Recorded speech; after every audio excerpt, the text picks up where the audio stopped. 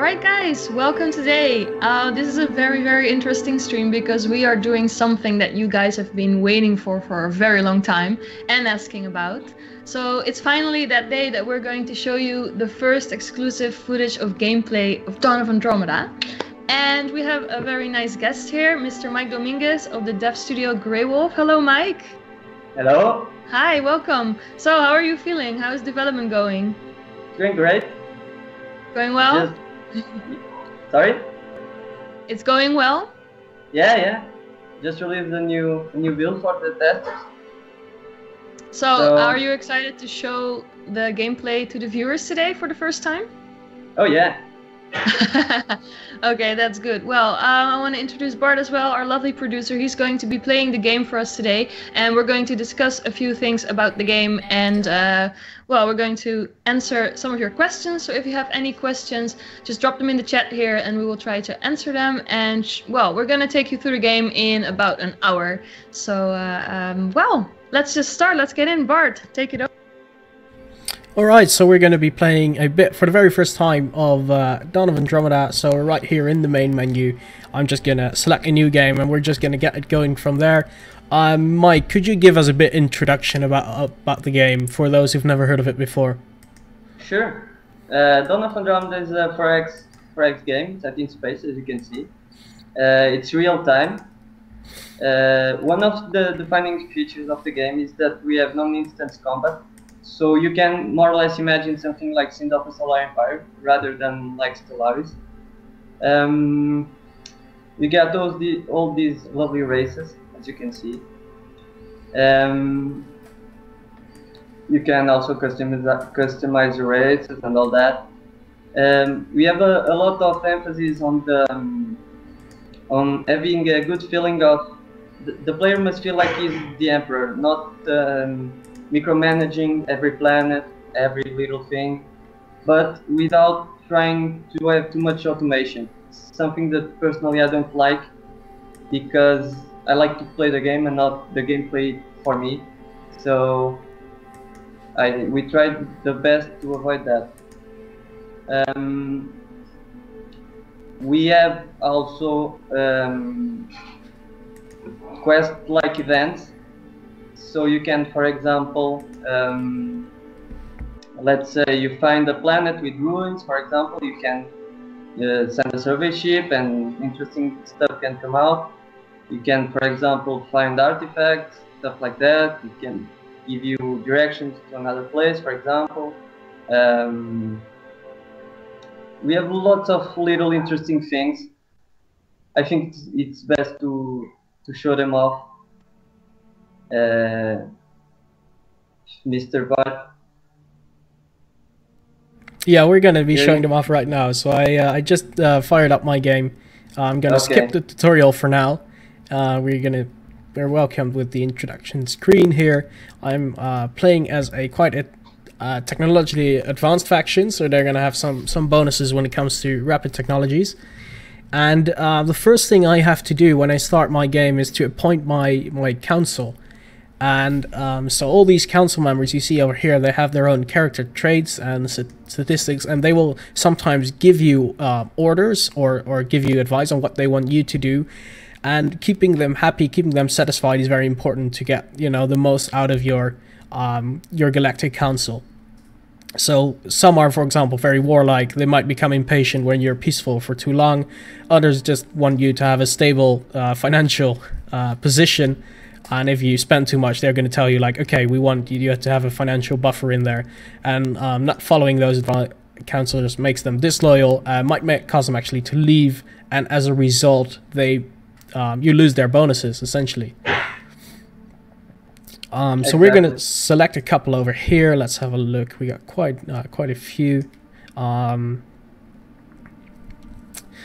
this one is a natural born leader, even though he is quite a slow learner, but we're going to select those because born leaders help to keep other council members happy, so they're very good to have around. There are also some members who have not so much council specific traits and abilities, but more government or governor specific. So if you place them on a specific planet, then their abilities will come. For example, the research infrastructure of this guy is increased by 50% if a governor. So we're gonna keep him around as governor to get our technology started early on. So we're gonna select a couple more. Charismatic and easygoing, which is always nice to have. And we need to select 5 of them, so I need to select one more. Let's go with this guy. So already we get a notification here. So here we are at the main map. This is what the game looks like. So we got our home planet right over here. I can zoom in all the way, I can zoom out all the way as well. And we start off with one scout ship, which is over here, scouting our home system for now, and we're going to send it out to explore the stars. And I just want you to take a look here at the game, because it really looks quite good. It is definitely a pretty a game for pretty size, nice combat, etc. So the first thing we need to do now that we appointed our council, we got our planet right over here, we need to start researching something. You always need to be researching stuff in Dawn of Andromeda, because basically it doesn't cost any money, it just costs time, and you can only do one research at a time, so not doing anything at any single point is a bit of a waste. Could you tell us a bit of how the tech tree works, Mike? Sure. So basically you build a research infrastructure which gives you research points. You don't need to build each laboratory each time. You just set points and your colonies will level up. And then each technology has a certain requirement for certain research point requirement. And then you just start moving on. It's some technologies are randomly generated, so the tech tree isn't always the same. You can also research projects. For example, what I mentioned earlier, let's say there's a certain event like your colony has an epidemic. You can research that project, which is to find a cure. You can also research, for example, the culture of the races you find in the game, which makes them like you more, and they can research you, so your diplomatic relations improve. You can also research artifacts, which you can find on colonies or on planets with runes, for example, or something interesting like that. Or you can trade them with other races. There's also merchants in the game, individual characters who just roam around the galaxy. They try to sell you stuff, artifacts, for example, and you can buy from them, study them, and then once you study them, they can have certain bonuses, like, for example, let's say you can activate one and instantly research your current technology, or it gives you influence boosts, or some of them can just not be worth anything, or they can just be worth some funds, some money, and that's it in a nutshell.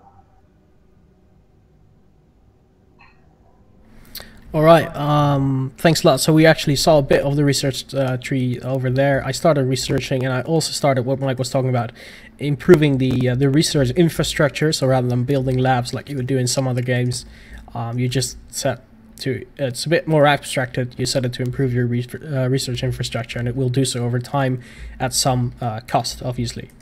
So also I constructed another scout ship, which is going to continue scouting right over here. And let's have a quick look at some of the resources we can see above. So we have a treasury, so we have money. We have an approval rating, which is basically how happy the people are with our current way of government. We have a food supply. Food is not actually stored like money is, but it is it's flowing. And we have a prosperity rating, which sorry for that, more or less tells you how your realm is doing, how wealthy your citizens are, how much they have to spend. And more prosperity for your realm obviously means that your people are happier, that they spend more also might mean that you get more taxes from them. So it has all kinds of good benefits to be a prosperous empire, even though it doesn't have any direct financial benefit for yourself. There are a couple of other resources as well. So we got the research points, and we have influence. And perhaps, Mike, you could tell us a bit about how influence works, because it is perhaps quite an unusual resource to have. Sure. Influence, you gain it over time, or you can trade it with other factions.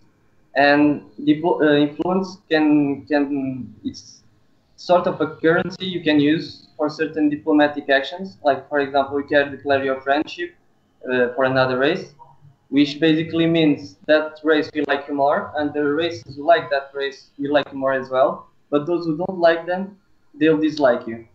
And you can, for example, praise or insult another faction. You need influence for that, which gives them a trait. And for example, when you insult another race, all the other races in the game will look down on that race. So it will basically decrease relations with all the other races. And praising a race has the opposite effect. We also have a casus belli system in place, which basically means you need to have a motive to start a war. And one of the ways you can sort of provoke another faction to declare war on you without you having a casus belli against them is by threatening them, which gives them a casus belli against you. And you need influence for that as well. Otherwise, if you have a lot of influence, you can fabricate a casus belli outright, which costs a lot of influence, but you can do that. And sometimes when a player is short on funds, but has a lot of influence, you can use that to get some good deals with the AI. For example, let's say you are at war and you need to sign a peace deal because it's not going very well, and you're completely out of funds. You can, for example, just use influence. If, for example, the other race doesn't have a lot of influence, you can use that to make the proposal more attractive for them, or you can just use it to trade anything else, like let's say technology, for example, or even trade funds for influence, for example. Right. In the meantime, Saskia, do we have some questions from the chat already? Yes, definitely. I would like to start with one question from Kitanak. He's asking, can we rename planets? Not at the moment, but it's a simple function. So yeah, sure, we can implement that. All right, that sounds good. All right, well, that answers this question. And then we have Devil Dog here in the chat as well. You might know him from the forums, yes, the beta forums. He has 3 questions for you. The first one is about colony development. Will it be displayed as it progresses? Sorry?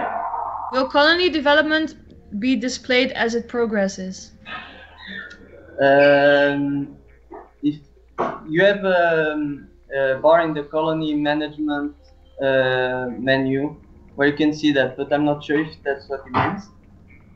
All right, well, Devil, let us know if that answers your question. Second question is, will there be more asymmetry between races? Yes, one of the things we want to do is have more, basically when you play with a faction, they need to feel more different than they do right now. Like have, for example, certain technologies that only one race has, and stuff like that.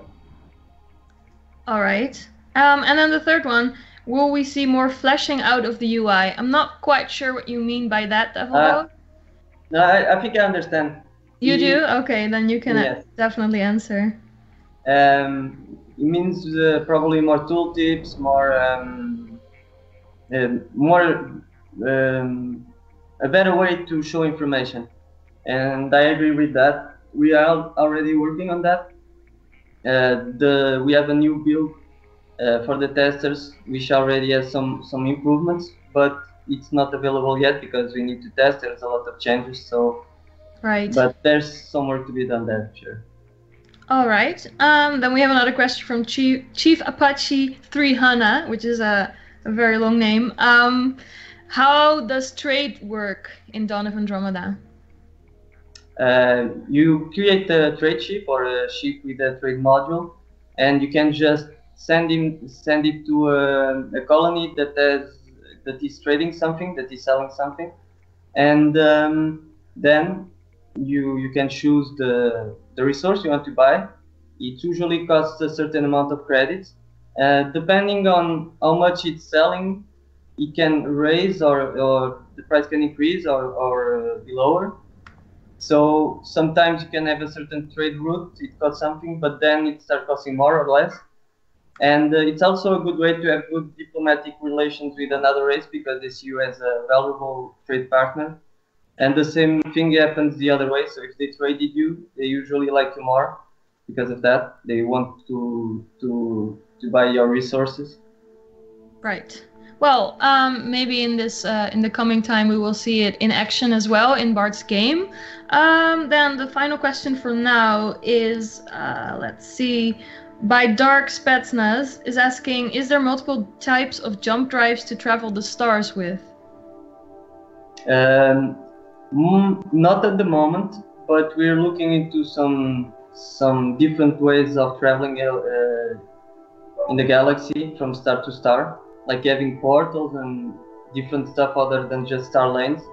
And as you can see in the game right now, there are choke points, and some people are not big fans of that. So what we're going to do is have have options so that you can have all the stars connected directly. So it works it's not all that different from, say, Master of Orion or another game like that. Right. All right, then let's see. We can switch back to the game a little bit and answer some questions later on. All right. So meanwhile, you've been chatting. I've been expounding a bit. So I found two new colonies directly above and below me. I mean, north and south, if you want to call it like that. Also, I've been exploring a bit, and we are in a nice, like, secure location, I should say. So our backyard is protected. That's quite good. There are a couple more colonizable planets there, so we're going to grab them in time. Got another colony ship finishing up, and I'm going to send it out. And also I found something interesting over here, which was a space anomaly, and we built a survey ship and sent it out there, and it discovered something useful. Basically, if we exploit this particular site, we gain a permanent +2 research production, so that's very good. Especially early in game to get a bit of a head start there. So that was a very nice find, and we were quite happy with that. Also, we found our first space creature. Let's have a look there, actually. So space is not at all empty. Where was it? Did I leave the area already? Oh, that would be a shame. I think it was over here. Let's go back for a bit. A colonizable planet. So we got the message log right over here. You can get it up every time you want. We're also finding some pirate factions. So we haven't encountered any major factions yet, but we found some pirates that basically want us to pay them a fee in order to gain their protection. I don't really want to do that at this point. I'm just going to take my chances. Let's see. Ah, yes, it was over here, the space creature. So let's zoom in on that. This is the amoeba, and it is basically a kind of like, I don't know, how would you describe this creature, Mike? What was the inspiration for it? Well, it's a sort of jellyfish space thingy. I think it's cute. It's all shiny. It is cute. Yes, definitely. Right, so let's get the hell out of there again. But what does it do? What is it doing there? Dangerous. Yeah, it is. Basically, it usually guards some systems that have some valuable things, like, for example, anomalies like the one Bart found, or planets with ruins. Sometimes they guard colonizable planets, so you need to destroy the space monster before you can proceed to colonize the planet. And usually they are pretty tough, so you don't just send one of your first ships and expect to destroy it. Yeah, so we're just gonna keep our distance for now. Luckily for us, there's not really a lot of interesting stuff in there, or in that particular system, so we can safely ignore it. Oh, you can also, if you destroy it, you can also research the basically the remains of the monster, and they can wield like artifacts or special projects. And in the meantime, I found like a pirate base, if you will. So there are a couple of ships that were there in orbit, and they're trying to chase my scout. Luckily, of course, my scout is pretty fast, so I should be able to outrun them. But it is something to be wary of.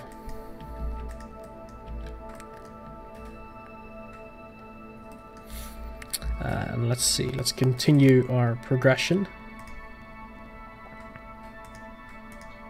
So just a quick question in between from Dabbledog again. He is now explaining what he meant with the colony development question. So what he meant is a visual representation of the colony on the colony screen as it gets bigger via infrastructure improvement and investment. Will we see bigger looking colonies? As it stands now, it's always just that space dome. Yes. As we're talking right now, our 3D guy over there is working on some specific infrastructure for each type. So basically, when you build, let's say, a lot of farms, you see the farms popping up as you level up your farming infrastructure or your research infrastructure. So there will be more visual feedback, let's say, than there is right now. Okay. And another question from spectator Aaron is, how long does a game last roughly?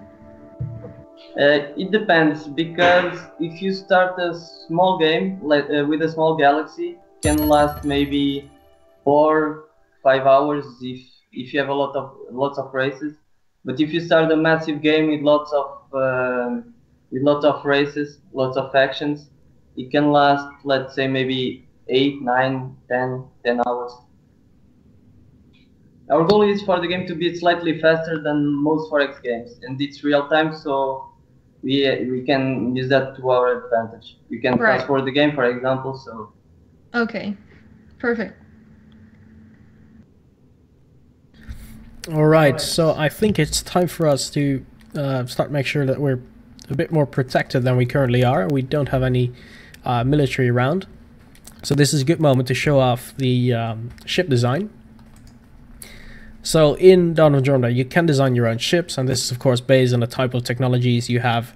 There are 3 hull types for the ships, and there's one station type which you can use to build defensive satellites and whatnot. And we are going to start designing some light ships. So basically, the bigger the ship, the more tonnage it can carry, or the more stuff you can fit in there. So the more shields, the more weapons, and the stronger the ship is. Although the light ships tend to be, of course, the faster ones. So we just want a couple of patrol ships to make sure that we have some protection in there should we suddenly get attacked. So let's make this the Mike class destroyer. And we just researched some new weapons. So we got the pulse beam, which is a nice beam with a decent range, nice attack speed, and altogether it's a good starting weapon. Other types we have are the our general standard blaster. We got a phaser, which is also decent enough to start with, and the swarm missiles. And the missiles are quite different than the other weapons, being that have a larger range. Often though slower attack speed, I think 7, 6. Oh, not too bad actually. But yeah, generally you have the range advantage with the missiles, so they can be an interesting choice as well.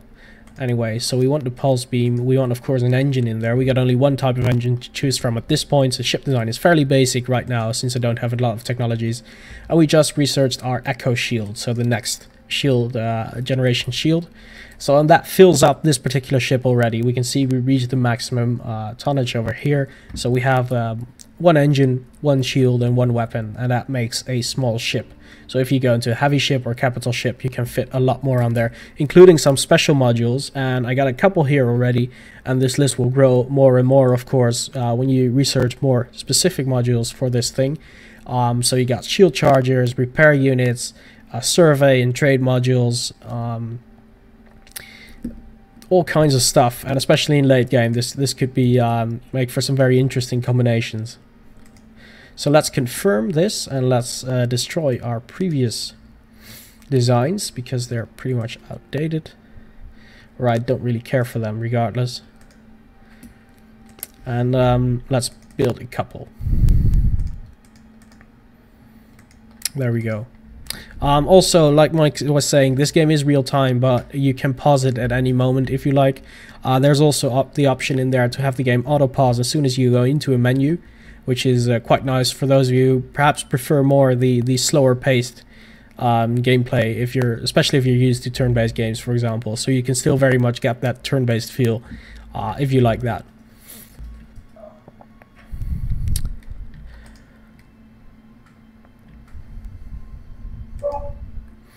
And we found some ruins on a planet, always interesting, so I might need an additional survey ship to start discovering more of the universe, because there's quite a lot of stuff that we haven't discovered yet. In the meantime, continue on exploring. So some of my scouts have set to auto-explore, so I don't have to micromanage them, and that's kind of a feature in this game. Mike was telling you a bit about that before. You are not micromanaging too much in this game, if you don't want to, that is. We can see we're making a lot more food than we currently had. We actually ran a negative for a short while, impacting our approval rating, but we managed to turn that around, so that's always a good thing. And our destroyers are getting finished. Let's see how they look. There we have them, small ships, tiny ships compared to the huge planet in the background. But very nimble and with some decent tech on them, albeit early game tech. So there's one question about ship design from Dark Smetsness again. It's asking, will ship designing change the ship's visual looks, and will we be able to change things like colors or add decals to our ships? We don't plan for that. We want really to keep things very streamlined. But for example, the weapons are visible, but you can, let's say, you can't add another wing or anything like that, at least for now. All it's right. not in the plans. And a question from Extreme is, what does the anti-fire module do? Is it a firefighter in space? Kind of. Kind of, okay. Ships can get caught fire during a battle, and that module, what it does is basically it lowers the chances of that happening. But you can have actual firefighters in space. There's another module called Extinguisher, which is precisely to take the fire out of other ships that belong to you. So yeah, there are firefighters in space. All right, thank you for answering. All right, back to you, Bart. All right, we're just selecting our next technology. We found another nice pirate base right next to the other, so they're probably going to be good friends. And we built our second survey ship, so I'm going to do a bit more scouting, and in the meantime I should continue to actually expand my borders, or at least to colonize more worlds, so that I got a nice tax base when my funds are needed for war, which of course, the time will come. It is quite rare, I should say, that we haven't found any other major faction yet. There are definitely some out there, but we're gonna see when that exactly happens. We also see some other things roaming about. So they're outlaws. We saw the space creatures. We got the pirates. There are also minor factions or minor nations. How do they work, Mike? Could you tell us a bit about that? You can, for example, offer them gifts, pay for technology. The better you get along with them, the more likely they are to send you gifts, for example.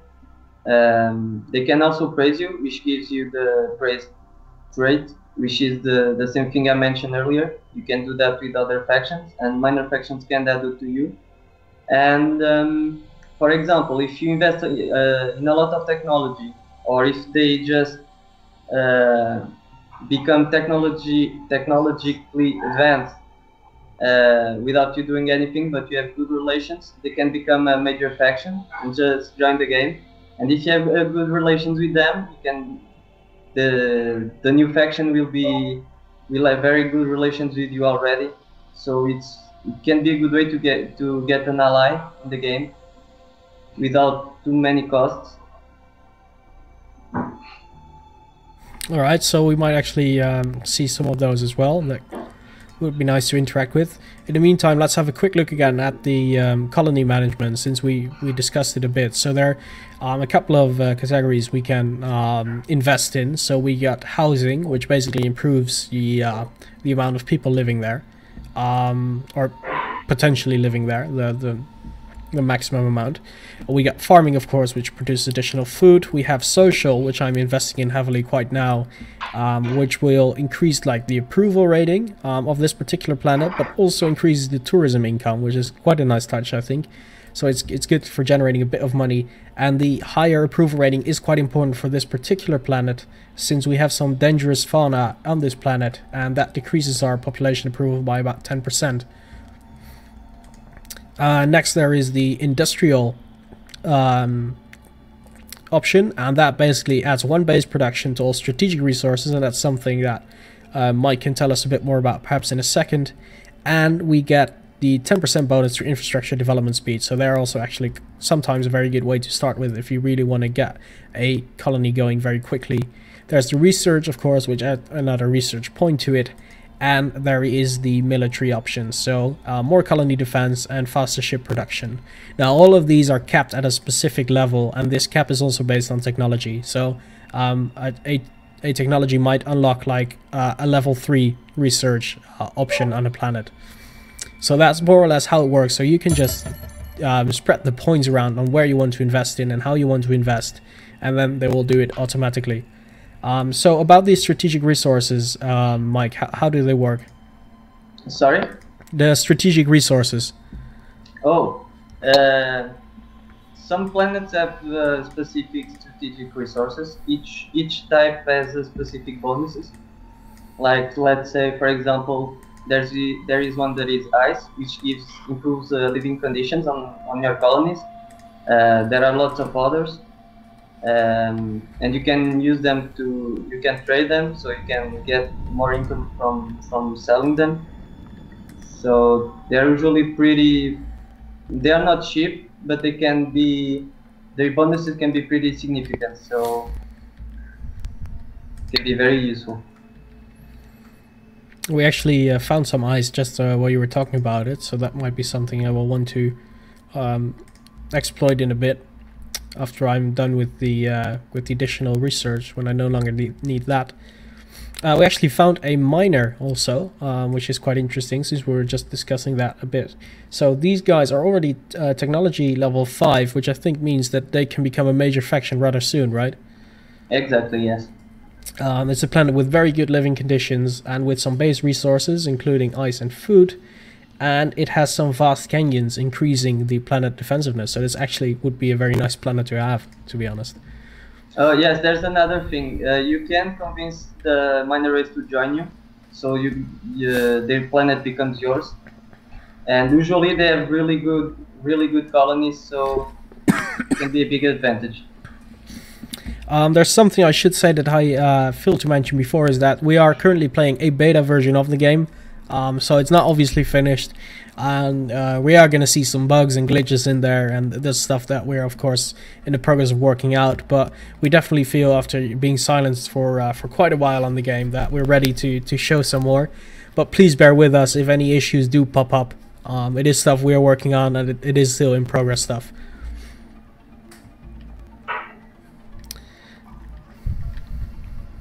So let's... Actually, money is becoming a bit tight. We have a negative balance because we're investing heavily in some of our colonies. But we probably need to balance that by getting a bit more people out there. And we found our first major faction, and they're greeting us. Hopefully it will be a good greeting. It's the All-Car race.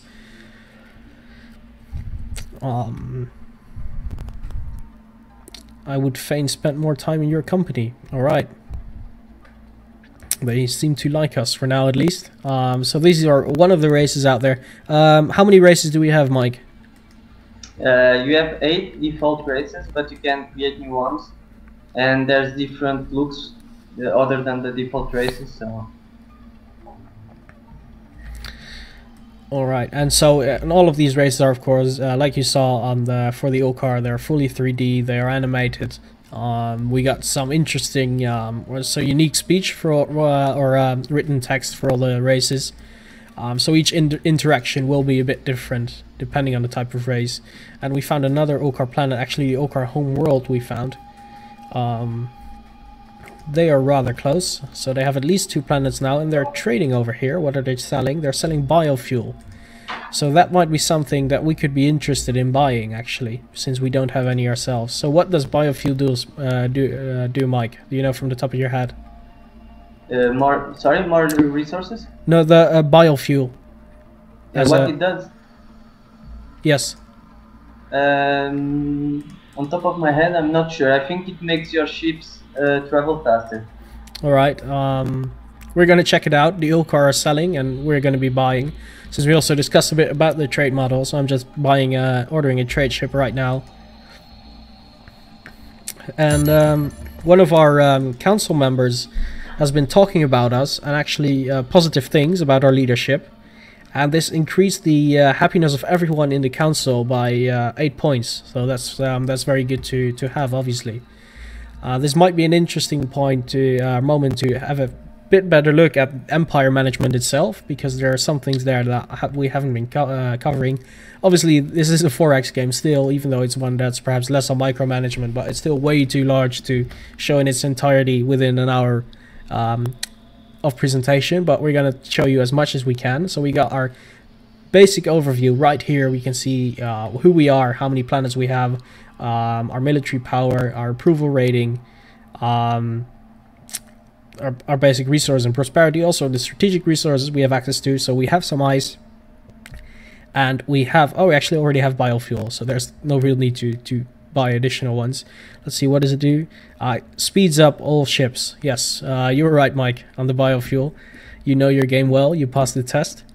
We can see the Empire traits, so why I chose this particular faction, because of this research bonus. We can have a look at our finances. We can change our tax rate, which I'm going to just leave for now. And then we have the Empire policies, and this is perhaps something you can tell us a bit more about, Mike. Sure. There's diplomacy, there's Empire policies.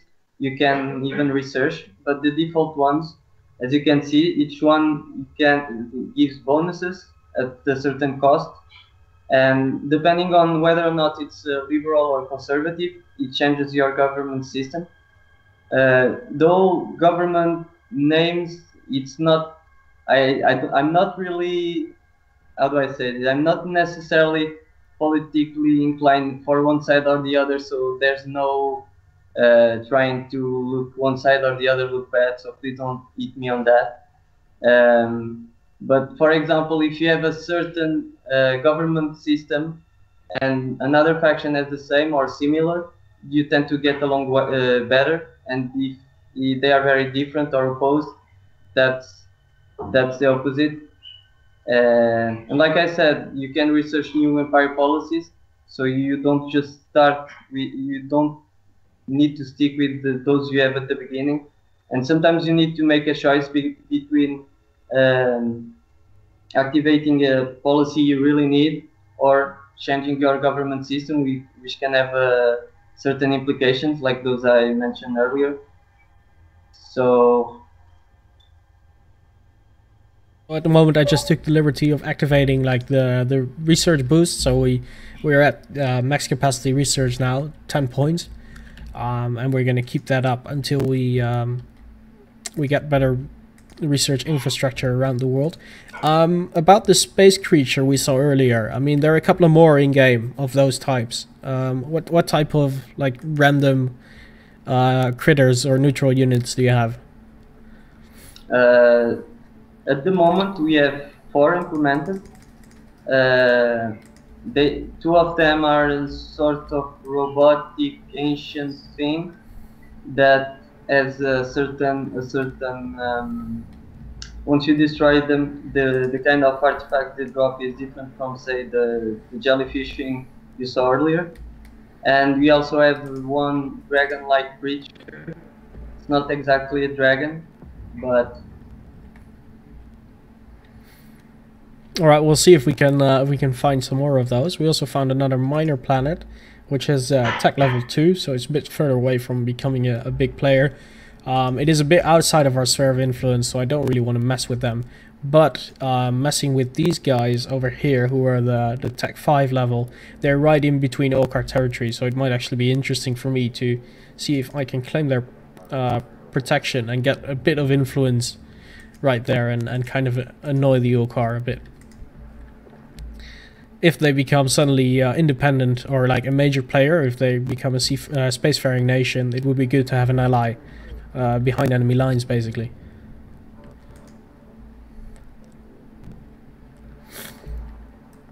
Alright, so we're continuing at this point. And we can see that our empire is already, you know, we're making our mark on in space, basically. So that's quite interesting. We got a good number of planets now, so if needed, we can start, you know, building quite a number of ships to go to war with. Financially, we aren't doing great. We're just in the negative. So our population needs to grow a bit more, which I hopefully will help soon. We have something flying through our space, actually, which is an outlaw. I think it is. It's an expedition ship. So what do these outlaws do that they're just flying about space? You can destroy them, and usually they are being searched by another faction. So when you destroy them, you get the bounty, and the faction who wants them dead or captured, they'll pay you that bounty, and it improves relations. And you can also have outlaws coming out of your colonies, your empire. So while they are out there, there's a penalty to approval. So usually you want to destroy them as quickly as possible. So while you were talking, actually, we found that an asteroid is on course to hit one of our planets. So planets can actually get destroyed, guys, by asteroids or events.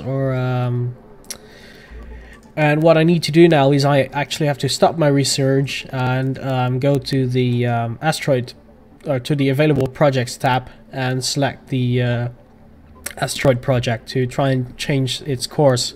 And this is going to divert some time from unlocking new technologies, so it's kind of a negative event impacting you. And it's some of these things that you, frankly, you just have to deal with, some of these random events. And I learned the hard way that what happens if you don't, basically.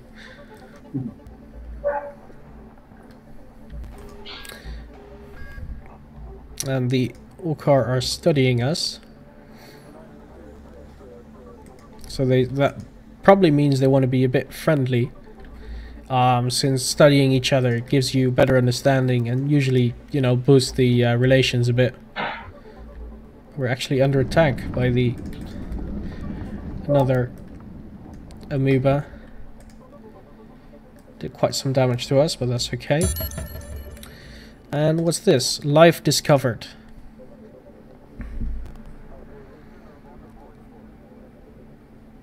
Okay, that's nice. So our survey crew was killed. That's not a great thing. And this now became a minor faction. So this is quite interesting. So over here we had a planet where we found some ruins that we wanted to send out. So I sent out a survey ship to it, and the guys were killed, and basically it turns out there's a minor faction here on this planet. So we need to interact with them at some point, although they are level 1, so it's going to take some time for them to become a major player. We managed to divert the asteroid from its course, so we can continue to research some stuff. Saskia, do you have any further questions from the chat coming in? Well, there is one interesting one that Pactargus is asking, and I think he's referring to maybe the way you can win. Is it about planet destruction or life extinction? Oh, you mean interesting. When the asteroid hits the planet? Maybe, yes. Yeah, the planet is completely destroyed, so you can colonize, you can't do anything with it. Well, I guess that's, for now, that is everything we have, actually. Oh yeah, he's saying yes. Okay, we answered the question. But no, for now, so yeah, people, if you have any more questions, this is your last chance to submit them in the chat so we can answer them. But for now, we can continue with the game. Yeah, you guys remember when I was so proud of the fact that one of my council members was complimenting me? So another one has just been talking some shit behind my back, lowering my approval rating again, so that was all for nothing. Well, and so other than that, not a whole lot is happening at this point. We might see if we can get some combat going and see if we can take out that amoeba before we so we can see some combat still today. That would be nice. I'm gonna build a couple of more destroyers, and they're quite strong actually. It's not easy to get rid of them. So let's see if we can start trading for additional biofuel. We don't really want it. I just want to show you the dialogue, like this is how it works. You set confirm and it's all going. But since we got biofuel ourselves, I'm not really, can't really be bothered to do this. So I'm just gonna let it explore. Also something interesting regarding the game are the victory conditions, since they are basically, you can set them per faction. So one faction could have a different victory condition from another one.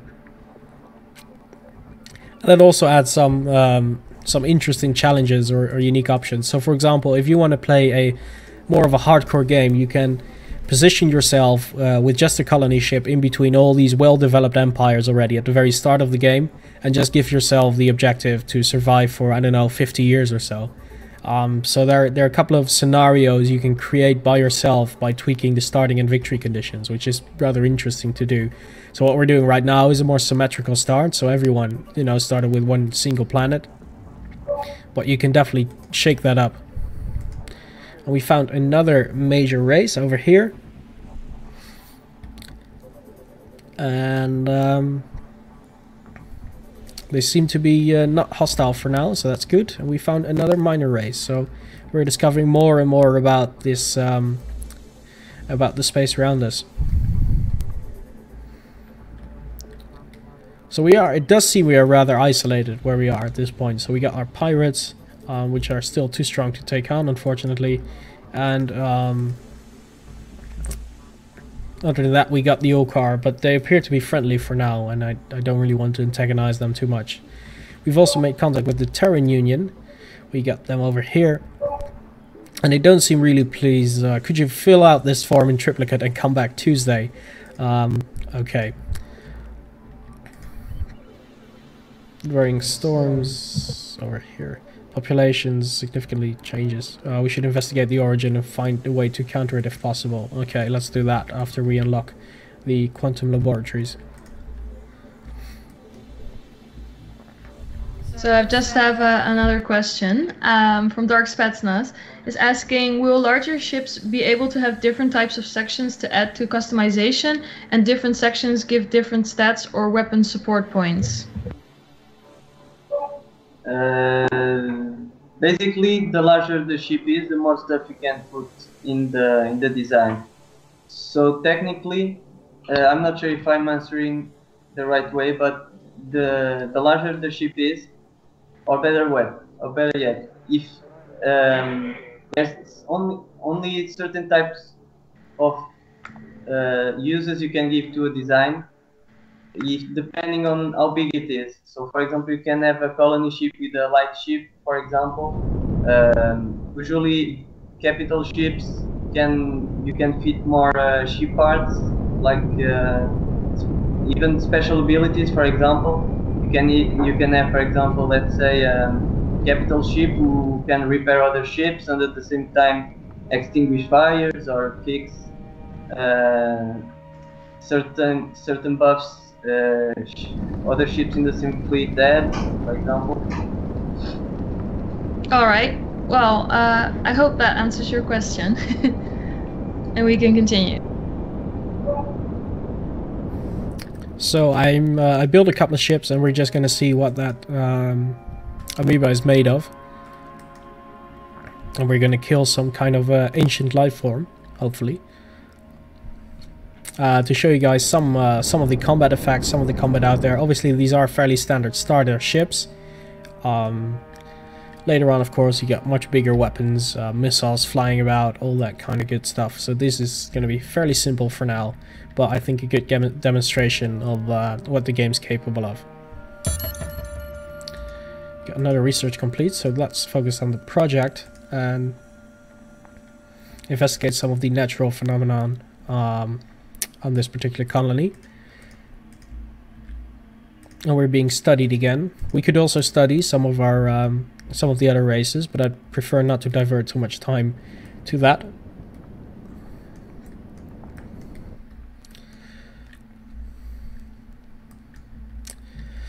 Let's have a look.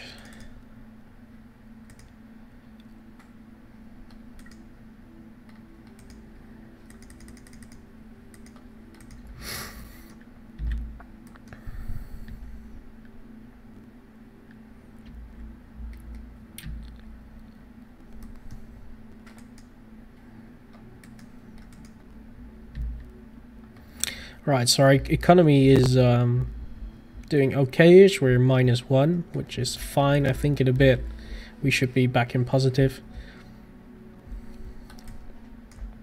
Alright, let's see if we can take out this beautiful, kind of cute space creature. Scython are greeting us. I'm also quite busy. So here we're going in combat. We can see the full firing animation.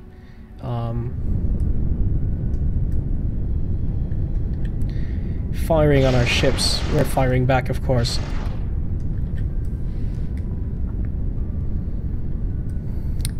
And this is a standard combat situation, so expect, especially it's a bit later in the game where you got the ships with some particular abilities that you want to use. It will be a bit more involved than it is right now, but let's see if we can. I don't think we will be able to kill it at this point. Note how the ships move in formations, of course, so they will adjust to the slowest moving ship if you want to keep them in formation. Is he targeting? And I currently set it to the slowest game speed. I'd like to do that when in combat so I can micromanage a bit. If you don't care for it, you can keep regular speed and will occur a lot faster. At this point though, I don't think we are going to be winning it anytime soon. I probably need to get you out of the way to recharge your shields.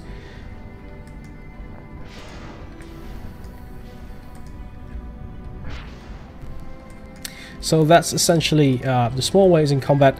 Mike, how do we take control of other planets? How does that work? It's very simple. You just move your ship to a colony that belongs to another faction, and invasion will basically happen. You don't need to micromanage, let's say, armies or tanks or anything. Usually, the AI likes to keep their colonies protected with a station, so you need to destroy before you can invade. But it's all very streamlined.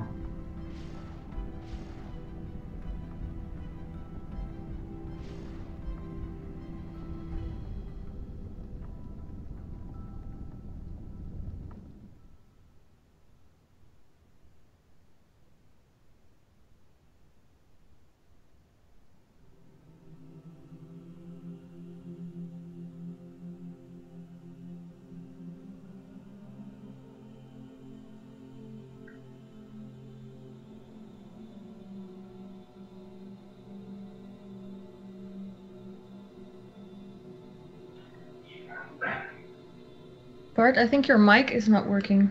Haha, thanks guys. Sorry for that. So it was all quiet there. I was just sharing some, you know, truths about the world and meaning of life stuff. Nothing major. Deep stuff.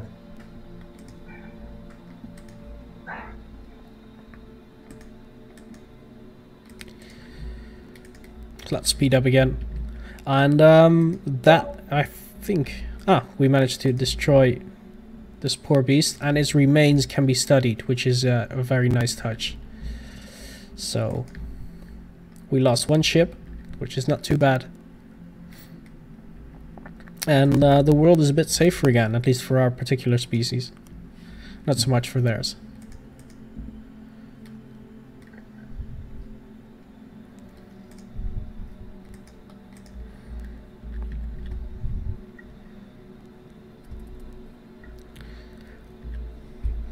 Alright guys, if you have any final questions for Mike, now would be pretty much the time to fire away. If not, or if you can't think of any right now, or if something pops into your head later, be sure to head over to the Steam forums. Mike will be there, of course, reading what's being commented. So if you have ideas about the game, if you just like to say what you were, share your thoughts on it, or if you have particular questions or comments, then by all means let us know.